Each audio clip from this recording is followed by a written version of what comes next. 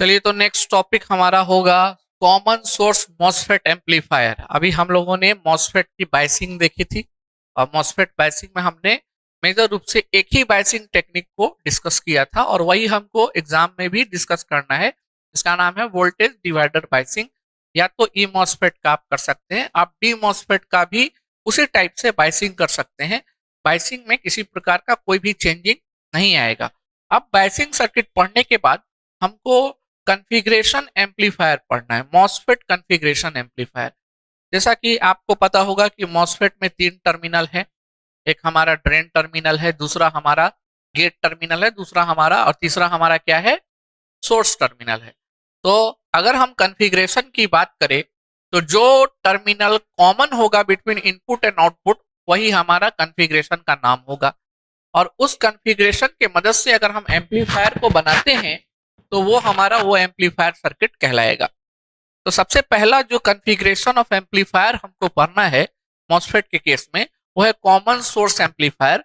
और आपको पता होगा कि इसका बहुत ज्यादा यूज होता है। कॉमन सोर्स जिस तरह से कॉमन इमीटर कॉन्फ़िगरेशन हम लोग बाइपोलर जंक्शन ट्रांजिस्टर में यूज करते थे, उसी तरह से कॉमन सोर्स मॉसफेट के केस में सबसे ज्यादा यूज में हम लोग लेते हैं। तो ये आप देखिए सर्किट डायग्राम मैंने बनाया एक एम्पलीफायर का, कॉमन सोर्स मॉसफेट एम्पलीफायर का सर्किट डायग्राम बना है। सर्किट डायग्राम बहुत इंपॉर्टेंट है, इसमें क्या क्या कंपोनेंट लगे हुए हैं, उसका क्या फंक्शन है, ये हम लोग देखते हैं। सबसे पहले मॉसफेट एम्पलीफायर की तरह वर्क करेगा और मॉसफेट को एम्पलीफायर की तरह वर्क कराने के लिए इसके ऑपरेटिंग पॉइंट को हमको कहां पे रखना पड़ता है, ये चीज आपको कभी भूलना नहीं है। इसके ऑपरेटिंग पॉइंट को हमको ओमिक और लीनियर रीजन में रखना पड़ता है। जिस तरह से बाइपोलर जंक्शन ट्रांजिस्टर के ऑपरेटिंग पॉइंट को एक्टिव रीजन में रखते थे तो वो हमेशा एम्पलीफायर की तरह वर्क करता था, उसी तरह मॉसफेट के ऑपरेटिंग पॉइंट मतलब इसके आउटपुट वोल्टेज और आउटपुट करंट को हमेशा हमको किस रीजन में बायस करके रखना पड़ेगा, तो उसको हमेशा ओमिक और लीनियर रीजन में हमको बायस करके रखना पड़ेगा। इस बायसिंग के लिए हम लोग 2 रेसिस्टर का यूज कर रहे हैं, R1 R2। R1 R2 एक पोटेंशियल डिवाइडर नेटवर्क है जो कि हमेशा इंश्योर करके रखेगा इस मॉसफेट के ऑपरेटिंग पॉइंट हमेशा कहाँ पे है, लीनियर और इस ओमिक रीजन में है, क्योंकि लीनियर और ओमिक रीजन में ही ये मॉसफेट एम्पलीफायर की तरह वर्क होता है। अगर इस रीजन से ये आउट हो जाएगा ये एम्पलीफायर की तरह वर्क नहीं करेगा। नेक्स्ट हम लोग यहाँ 2 कैपेसिटर लगाए C1 C2 जिसको कपलिंग कैपेसिटर का नाम देते हैं। ये कपलिंग कैपेसिटर जो हमारा होता है वो कपलिंग कैपेसिटर ये इंश्योर करता है कि सर्किट के अंदर कोई डीसी कंपोनेंट ना चला जाए, क्योंकि हम जानते हैं कैपेसिटर जो होता है वो डीसी को ब्लॉक करता है, तो डीसी कंपोनेंट को ये रोक के रखेगा ताकि सर्किट के अंदर ना जाए। अब आप क्वेश्चन कर सकते हैं, पहले भी मैंने बताया कि डीसी अगर एसी के साथ चला जाएगा तो वो भी एम्पलीफाई हो जाएगा, और अगर मेरा डीसी एसी कंबाइन होके मिलेगा तो अनस्टेबिलिटी प्रोड्यूस होती है, सिग्नल अनस्टेबल हो जाएगा। और अगर उस सिग्नल का यूज हम किसी डिवाइस में करते हैं तो हमारा जो आउटपुट मिलेगा वो हाईली अनस्टेबल मिलेगा, हम उसका एनालिसिस नहीं कर पाएंगे। इसलिए डीसी को ब्लॉक करना पड़ता है, डीसी को हटाना पड़ता है। इसके लिए हम लोगों ने यहाँ पे ब्लॉकिंग कैपेसिटर और उसको कपलिंग कैपेसिटर हमने नाम दिया है। ठीक है, नेक्स्ट आपका इसमें जो यहाँ पे कैपेसिटर का बात हो गया, वोल्टेज डिवाइडर नेटवर्क का बात हो गया। अब हम लोग यहाँ पर एक सोर्स रेसिस्टेंस लगाए हैं, ये इसका ही रेसिस्टेंस है। This is the resistance of what, source, and this source resistance is less as compare to the combination of this 2 resistance. इन दोनों रेसिस्टेंस को हमने इनपुट रेसिस्टेंस नाम दिया है, इनपुट रेसिस्टेंस RI, जिसका कैलकुलेशन दोनों का पैरेलल को सॉल्व करके हम लोग निकालेंगे। ठीक है, ये आपको क्लियर हो गया। अब यहाँ पे आप देखो हमने स्मॉल सिग्नल इक्विवेलेंट मॉडल पढ़ा, हमने small signal model of MOSFET पढ़ा, इसे पहले वाले लेक्चर्स में हम लोगों ने देखा था। तो हम लोग यहाँ पे अब क्या करेंगे, इस सर्किट को स्मॉल सिग्नल इक्विवेलेंट सर्किट में कन्वर्ट करेंगे। कौन से सर्किट को, इस सर्किट को। तो इस सर्किट को मैंने कन्वर्ट किया है स्मॉल सिग्नल इक्विवेलेंट में। तो क्या करना पड़ेगा हमको करने के लिए यहाँ पे मॉसफेट का इक्विवेलेंट स्मॉल मॉडल यूज करना पड़ेगा। ठीक है, मॉसफेट का स्मॉल इक्विवेलेंट मॉडल यूज करना पड़ेगा।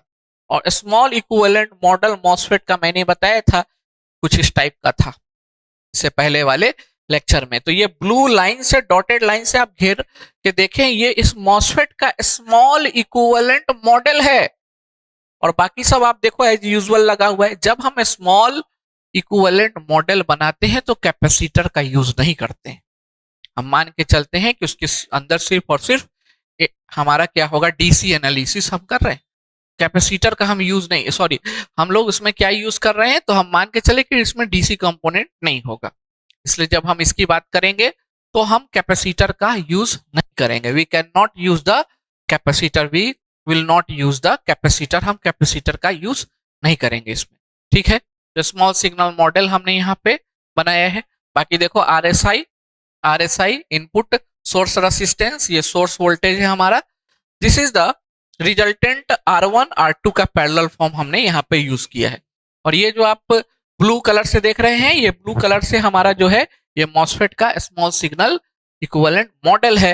And then after we have, यहाँ पे हमने लोड रेसिस्टेंस अगर लगाया होता तो हम आगे वहां लोड रेसिस्टेंस भी लगाते, यहाँ लोड रेसिस्टेंस नहीं लगाए हैं, केवल और केवल यहाँ पे हमने ड्रेन रेसिस्टेंस लगाया, तो वहां पे ड्रेन रेसिस्टेंस हमने यहाँ पे दिखा दिया है। ठीक है, चलिए तो इसमें से कुछ पैरामीटर्स हैं जो हमको कैलकुलेट करना होगा।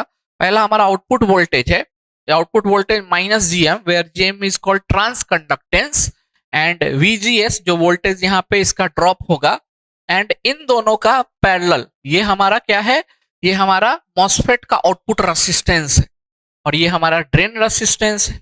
ठीक है, तो इन दोनों का पैरेलल कॉम्बिनेशन लिया। उसी तरह वीजीएस निकालने के लिए इनपुट सेक्शन में हम लोग क्या लगाएंगे, तो वोल्टेज डिवीजन रूल लगाएंगे। अब वोल्टेज डिवीजन रूल अभी अभी मैंने बताया है कि अगर आपको यहाँ का वोल्टेज निकालना है तो इसका सोर्स वोल्टेज देखे कौन है, वी आई, तो मैंने सोर्स वोल्टेज यहाँ वी आई लिखा। फिर बोल रहा है कि ये वोल्टेज अगर निकालना है तो इसके क्रॉस का रेसिस्टेंस देखे कितना रेसिस्टेंस है, तो ये रेसिस्टेंस है, तो ये हम रेसिस्टेंस यहाँ पे क्या करेंगे, यूज करेंगे। कौन सा रेसिस्टेंस, इस पूरे को मैंने कितना मान लिया है, आर आई मान लिया, तो देखो मैंने आर आई यूज किया। और बोलता है sum of resistance means this resistance plus this resistance, sum of resistance, तो ये हमारा क्या निकल जाएगा, वीजीएस। ये कैसे निकाला, यूजिंग वोल्टेज डिवीजन रूल।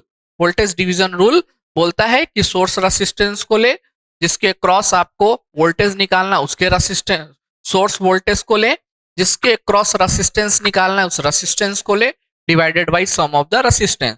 तो मैंने सोर्स वोल्टेज लिया, ठीक है, इसके क्रॉस हमको रेसिस्टेंस इसके क्रॉस वोल्टेज निकालना है, तो रेसिस्टेंस आर आई है, आर आई लिया, and sum of the resistance मैंने ले लिया। तो अब हमको वोल्टेज गेन निकालना है। Small signal voltage gain will be given by output voltage upon input voltage. तो हम आउटपुट वोल्टेज और इनपुट वोल्टेज का क्या करेंगे, वैल्यू यहाँ पे जब रेशियो निकालेंगे तो हमको कुछ ऐसा मिलेगा यहाँ पे। तो this is called the voltage gain, ये हमारा क्या हो जाएगा, वोल्टेज गेन हो जाएगा।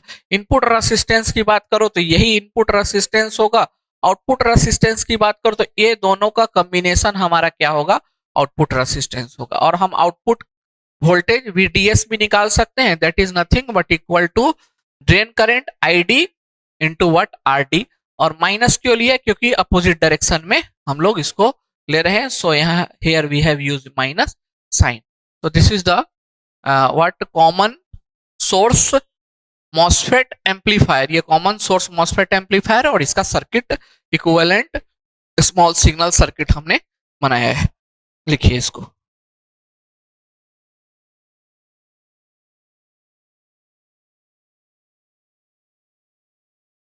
सेकंड हमारा जो कॉन्फ़िगरेशन मॉसफेट एम्पलीफायर है वो है हमारा common drain MOSFET amplifier. Common drain MOSFET amplifier को ही हम लोग अनदर नेम से जानते हैं, इसको सोर्स फॉलोअर एम्पलीफायर बोला जाता है। तो मॉसफेट के केस में सोर्स फॉलोअर एम्पलीफायर बहुत बार एग्जाम में शॉर्ट टाइप से पूछता है, ऑब्जेक्टिव टाइप क्वेश्चन में पूछता है कि कौन से कॉन्फ़िगरेशन को सोर्स फॉलोअर बोला जाता है। तो आपको ध्यान रखना है कि कॉमन ड्रेन कॉन्फ़िगरेशन को, कॉमन ड्रेन कहने का क्या मतलब कि ड्रेन टर्मिनल होगा वो इनपुट और आउटपुट के बीच में क्या होगा, कॉमन होगा। ठीक है, जैसा कि आपने देखा मैंने सर्किट डायग्राम बनाया है कॉमन ड्रेन मॉसफेट एम्पलीफायर का। इसमें आप देख पा रहे होंगे कि ड्रेन टर्मिनल है वो कॉमन है बिटवीन इनपुट एंड आउटपुट। तो ये हमारा इनपुट है, ये गेट टर्मिनल है, यहाँ पे ये सोर्स टर्मिनल है, ये ड्रेन टर्मिनल है। इनपुट हम कहाँ दे रहे हैं, गेट पे दे रहे हैं, और आउटपुट कहाँ से निकाल रहे हैं, सोर्स से निकाल रहे हैं। So drain terminal is common between input and output. तो इस प्रकार के कॉन्फ़िगरेशन को हम लोग क्या बोलते हैं, सोर्स फॉलोअर बोलते हैं। इससे पहले बाइपोलर जंक्शन ट्रांजिस्टर में जहां पर बायसिंग पढ़ाई जाती है, जहां पे कॉन्फ़िगरेशन पढ़ाया जाता है, वहां पे इमीटर फॉलोअर होता है, लेकिन यहाँ पे कौन सा फॉलोअर है, सोर्स फॉलोअर। वहां बीजेटी में इमीटर फॉलोअर होता है, यहाँ पे सोर्स फॉलोअर है, तो ध्यान रखना है आपको। अब इसमें क्या है, इसमें एन मॉस का हमने यूज किया है, एन चैनल मॉसफेट का यूज किया है, ठीक है। सोर्स फॉलोअर की तरह ये काम करेगा, तो सोर्स फॉलोअर एम्पलीफायर नाम होगा। Output is taken from the source, as usual आप देख पा रहे हैं कि output is taken from here source terminal with respect to ground. With respect to ground अगर हम इसको आगे बढ़ाएं तो आउटपुट हम यहीं से निकालेंगे। हमने आगे नहीं बढ़ाया है, यहाँ पे अगर हम आगे बढ़ाएंगे, ये भी हमारा कैसा टर्मिनल है, ग्राउंड टर्मिनल है। Output we are taking what from source with respect to ground. हम सोर्स और ग्राउंड के रिस्पेक्ट में आउटपुट को क्या कर रहे हैं, यहाँ पे निकाल रहे हैं, ठीक है। अब इसमें आप देखो R1, R2, C1, C2, ठीक है। जितना भी डिस्क्रिप्शन होगा ये प्रीवियस वाला हम यहाँ पे रिपीट करेंगे। प्रीवियस कॉन्फ़िगरेशन एम्पलीफायर में हमने क्या आपको बताया है, previous configuration amplifier common source amplifier में बताया है कि C1, C2 क्या करेगा, डीसी कंपोनेंट को ब्लॉक करेगा, और R1, R2 क्या करेगा, इस मॉसफेट को, ऑपरेटिंग पॉइंट को हमेशा ओमिक और लीनियर रीजन में रखेगा ताकि ये एम्पलीफायर की तरह वर्क कर सके। तो डिस्क्रिप्शन पीछे वाला उठा के आपको डालना है, मैंने नहीं लिखा है नीचे, आपको यहाँ पे लिखना है। यहाँ पे लिखना है पीछे से कि R1, R2, C1, C2 का क्या रोल है, यहाँ पे वही रोल होगा जो इससे पहले वाले कॉन्फ़िगरेशन में हम लोगों ने लिखा था। क्या लिखा था ये भी हम लोग यहाँ पर भी डिस्कस कर सकते हैं कि R1, R2 इसके ऑपरेटिंग पॉइंट को ओमिक रीजन में बायस करके रखेगा ताकि ये एम्पलीफायर की तरह वर्क कर सके, और C1, C2 क्या करेगा, तो डीसी कंपोनेंट को ब्लॉक करके रखेगा, उसको आउटपुट में जाने नहीं देगा, ओनली एसी कंपोनेंट को कपल करेगा to the gate terminal, to the gate terminal में वो कपलिंग के लिए हेल्प करेगा, ठीक है। अब हम इसके स्मॉल सिग्नल इक्विवेलेंट सर्किट पे आते हैं। तो हमने क्या किया है, अगेन यहाँ पे ये जो आप मॉसफेट देख रहे हैं, इस मॉसफेट को हटा के इसका इक्विवेलेंट सर्किट डायग्राम मैंने वहां पे डाल दिया है। तो थोड़ा सा इक्विवेलेंट सर्किट डायग्राम में चेंजिंग अब हमको करना पड़ेगा, क्योंकि अब ये कॉमन क्या है, ये हमारा कॉमन सोर्स नहीं है, ये कॉमन ड्रेन है, ठीक है। तो ड्रेन टर्मिनल हमारा कॉमन है यहाँ पे, एंड आउटपुट हम सोर्स से ले रहे हैं, तो थोड़ा चेंजिंग होगा। आप देखो चेंजिंग, अब VGS जो होगा वो इसके और इसके बीच होगा। GS क्या है, गेट टू सोर्स, तो सोर्स तो अब यहाँ पे है, तो VGS वोल्टेज हम लोग यहाँ लेंगे। यहाँ पे मैंने V इन मान लिया है, और ये जो एरो देख रहे हैं करंट का डायरेक्शन अब क्या होगा, चेंज हो जाएगा ऊपर की तरफ। इससे पहले हम लोगों ने नीचे की तरफ लिखा। बाकी आप R1, R2 इन दोनों का रिजल्टेंट जिसको मैंने R इन मान लिया है, इसी को हमने क्या मान लिया है, इसको हम मान लेंगे RI, है ना, input. RSI is the input source resistance है, जैसा पहले लिया था। VI is the input voltage, and R0 is the output resistance, RS is the source resistance, V0 is the output voltage. चलो, तो यहाँ पे ये सर्किट डायग्राम आप लोग small signal equivalent circuit diagram देख पा रहे होंगे। इसमें ध्यान देना है कि इनपुट रेसिस्टेंस तो एज यूजुअल जो पहले हमने कॉन्फ़िगरेशन में बताया था वही हो जाएगा। इसमें अब हम वोल्टेज गेन कैलकुलेट करके आपको बताते हैं, क्योंकि ये इंपॉर्टेंट है। तो जो चीज इंपॉर्टेंट होगा उसको पूरा डिटेल में बताएंगे आपको। ये इंपॉर्टेंट है क्योंकि एग्जाम में पूछा जा चुका है, derivation of what voltage gain in case of what source follower amplifier. Source follower amplifier के केस में हम किस तरह से वोल्टेज गेन को निकालेंगे। अब वोल्टेज गेन का डिफिनेशन क्या होता है, वोल्टेज गेन का डिफिनेशन होता है, it is nothing but ratio between output voltage upon input voltage. अगर हम आउटपुट वोल्टेज और इनपुट वोल्टेज निकाल ले तो हम आराम से क्या निकाल सकते हैं, वोल्टेज गेन निकाल सकते हैं। तो ये हम वोल्टेज गेन निकालने का आपको मेथड बता रहे हैं, स्टेप बाय स्टेप समझिएगा, मैंने पहले से कैलकुलेट करके यहाँ पे रख दिया है, ठीक है। सबसे पहले आउटपुट वोल्टेज, आउटपुट वोल्टेज कैसे निकलेगा, वोल्टेज कैसे निकलता है, current into resistance, current into equivalent resistance, जितना रेसिस्टेंस इक्विवेलेंट होगा उतना। तो ये आउटपुट वोल्टेज है। इस आउटपुट वोल्टेज को निकालने के लिए इसमें कितना करंट जा रहा है ये ध्यान से देखो। करंट जा रहा है GM VGS, GM is a transconductance and VGS is the voltage between gate to source.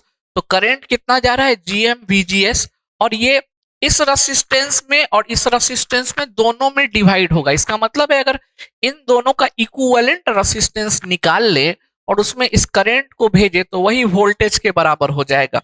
कहने का मतलब समझिए, इन दोनों का इक्विवेलेंट रेसिस्टेंस क्या, इसको एक बनाना है, दो रेसिस्टेंस को एक बनाना है तो उसको क्या करना पड़ेगा, इक्विवेलेंट निकालना पड़ेगा। और क्लियरली दोनों रेसिस्टेंस हमारा कैसा है, तो दोनों रेसिस्टेंस हमारा पैरेलल कॉम्बिनेशन में है। इन दोनों का पैरेलल निकाल देंगे, वही मेरा आउटपुट रेसिस्टेंस भी होगा, ठीक है। इनपुट रेसिस्टेंस जैसे ये दोनों पैरेलल कॉम्बिनेशन में है, क्योंकि करंट का डिवीजन होगा, यहां से जो भी करंट जाएगा कुछ ऊपर जाएगा और कुछ नीचे जाएगा। सो डिवीजन ऑफ करंट जहां होता है वहां पे रेसिस्टेंस मेरा पैरेलल कॉम्बिनेशन में होता है। यहाँ तो क्लियरली आप देख पा रहे हैं कि ये दोनों कैसा होगा, पैरेलल कॉम्बिनेशन में होगा। तो इन दोनों का पैरेलल निकाल देंगे तो अब वो एक रेसिस्टेंस बन जाएगा, और उस एक रेसिस्टेंस में कितना करंट जाएगा, VGS इंटू GM। तो आप बताओ ये आउटपुट वोल्टेज कितना हो जाएगा, इन दोनों का पैरेलल कॉम्बिनेशन गुने GM VGS। तो यही चीज मैंने यहाँ पे लिखा है, इन दोनों का पैरेलल कॉम्बिनेशन क्या है, R0 पैरेलल ऑफ RS। आप निकाल भी सकते हैं पैरेलल कॉम्बिनेशन, दोनों को ऊपर मल्टीप्लाई कर दीजिए और नीचे दोनों को जोड़ दीजिए। तो मैंने नहीं निकाला है, एज यूजुअल रखा है, जब हमको कैलकुलेशन करना होगा न्यूमेरिकल में तो वहां करके इसको पुट कर देंगे, ठीक है। तो हमने यहाँ पे R0 पैरेलल ऑफ RS, ये टोटल इक्विवेलेंट रेसिस्टेंस है, ये टोटल करंट है, पुट कर दिया तो क्या निकल गया, आउटपुट वोल्टेज निकल गया। इतना क्लियर हो गया आपको। अब चलो हम इनपुट वोल्टेज की बात करते हैं। इनपुट वोल्टेज भी इन यहाँ पे है, अगर हम इसमें एक लूप लगा दे, इसमें अगर KVL लगा दे तो देखो, इसमें अगर हम KVL लगाएंगे, देखो यहाँ हम कैसे चल रहे हैं, यहाँ माइनस से ये प्लस है, माइनस से प्लस हम लोग प्लस वोल्टेज लेते हैं। यहाँ पे हम लिख रहे हैं माइनस से प्लस को हम लोग प्लस वोल्टेज लेते हैं। यहाँ आते हैं, यहाँ कैसे चलेंगे, देखो ऐसे घूमेंगे, इसमें इसमें प्लस से माइनस जा रहे हैं, प्लस से माइनस को हम माइनस VGS यहाँ पे लेते हैं। और यहाँ पे देखो कितना वोल्टेज ड्रॉप है, ये प्लस यहाँ माइनस है, ये पूरा का पूरा वोल्टेज यहाँ ड्रॉप हो जाएगा। तो अगर इसके अक्रॉस वोल्टेज तुम देखोगे तो सेम वोल्टेज होगा, and that is nothing but it is equal to V0, this is equal to 0। So when you use KVL you will able to find this voltage. यहाँ से यहाँ तक वोल्टेज आपको निकलेगा, यहाँ से वोल्टेज निकालेंगे तो V इन बराबर क्या हो जाएगा, VGS प्लस V0, और यही चीज मैंने लिखा है VGS plus V0 according to the KVL। तो ये स्टेप मैं स्किप कर दिया हूं, यूजिंग KVL आप कहीं ऊपर में लिख लेना कॉपी के ऊपर, यूजिंग KVL। इसमें मैंने इस लूप के अंदर KVL लगा दिया। कैसे, तो माइनस से प्लस गए तो वोल्टेज पॉजिटिव VN, यहाँ प्लस से माइनस गए तो वोल्टेज निगेटिव, और अगेन प्लस से माइनस गए तो ये वोल्टेज पूरा का पूरा वोल्टेज यहाँ पे ड्रॉप हो जाएगा, क्योंकि कोई रेसिस्टेंस यहाँ कनेक्टेड नहीं है या कोई एलिमेंट कनेक्टेड नहीं है। चलो ये मिल गया। अब हम इसमें VGS की वैल्यू यहाँ पे है, V0 की वैल्यू पुट कर सकते हैं। ऊपर V0 का वैल्यू ये आया है, V इन में VGS को एज यूजुअल रहने दिए, V0 की वैल्यू को ऊपर से उठा के यहाँ क्या किए, पुट कर दिए। सो यहाँ पे मैंने V0 की वैल्यू को पुट कर दिया है, so we get this one. अब यहाँ भी VGS है, यहाँ भी VGS है, और यहाँ पे V इन है। मैंने यहाँ VGS निकाल लिया है, कॉमन करो और निकालो तो कुछ ये रिलेशनशिप आ जाएगा, ठीक है। तो when we put the value of V0 here, ये जो V0 है इसको उठा के यहाँ पे पुट कर दिया गया है, और वहां से VGS को कॉमन निकाले और VGS को यहाँ पर निकालेंगे तो VGS की वैल्यू इतनी आ जाएगी। चलिए ये हो गया, यहाँ तक क्लियर हो गया। इसके बाद नेक्स्ट स्टेप हम वहां पे गए। अब हम जानते हैं वी इन हमको कैसे निकालना होगा, voltage division rule. Voltage division rule बोलता है कि वी इन निकालने के लिए इसका सोर्स वोल्टेज देखे कौन सा है, वी आई। सोर्स वोल्टेज देखे कौन सा है, वी आई। वी इन के क्रॉस रेसिस्टेंस देखे कितना है, तो R1 parallel of R2 divided by sum of resistance, तो सम ऑफ रेसिस्टेंस ये दोनों हो जाएगा। तो R1 पैरेलल ऑफ R2 को मैंने क्या माना, RI माना। R1 पैरेलल ऑफ R2 को क्या माना मैंने, RI माना। Sum of resistance RI plus RSI, this is called voltage voltage division rule, voltage division rule. और यही वोल्टेज डिवीजन रूल मैंने यहां पे लिखा है, ठीक है। अब इसमें हम लोग क्या पुट कर सकते हैं, इसमें हम लोग VGS यहां पे हमारा है ना, तो हम लोग इस VGS में V इन की वैल्यू ये वाला पुट कर सकते हैं। This is nothing but this is equal to हमारा क्या हो जाएगा, V इन। तो ये V इन हमने यहां लिख दिया है। ये कैसे हमने लिखा, ये वोल्टेज डिवीजन रूल से, voltage division rule, voltage division rule से लिखा है, ठीक है। तो अब VGS हम लोग जानते हैं ये निकला हुआ है, यहाँ पे V इन की वैल्यू पुट कर देंगे वोल्टेज डिवीजन रूल से। तो मैंने यहाँ पे VGS में V इन की वैल्यू पुट कर दी, तो इतना आ गया हमको, ठीक है। अब V नॉट कितना हो जाएगा, what is the value of V not. V not में हम VGS की वैल्यू पुट कर देंगे। तो V नॉट यहाँ पे जो है, ये VGS हम लोग वहां पे कैलकुलेट कर चुके हैं, तो इसको उठा करके हम लोग यहाँ पे पुट करें तो इतना हमारे पास रिलेशनशिप आ जाएगा, ठीक है। आप आराम से देखेंगे तो आपको समझ में आएगा। बहुत ज्यादा बड़ा आपको दिख रहा है साइज, लेकिन स्टेप कुछ भी नहीं है। पहले मैंने V नॉट निकाल लिया, V नॉट निकालने के बाद V इन KVL लगा के निकाल लिया। V इन में V नॉट की वैल्यू पुट कर दी और वहां से VGS निकाल लिया। VGS निकालने के बाद हम लोग V इन निकाल लेते हैं और V इन निकाल करके VGS में पुट कर देते हैं, तो इतना आ गया। हेंस अब हम यहां से V नॉट निकाल पाएंगे, क्योंकि V नॉट निकालने के लिए हमको VGS जानना था। VGS आ गया, उठा के पुट कर दिए, तो V नॉट हमारा यहाँ आ गया।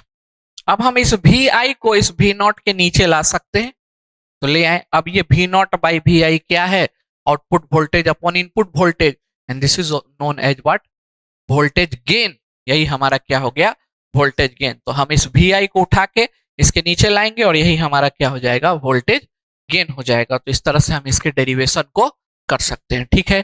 चलिए इसको लिख लीजिए।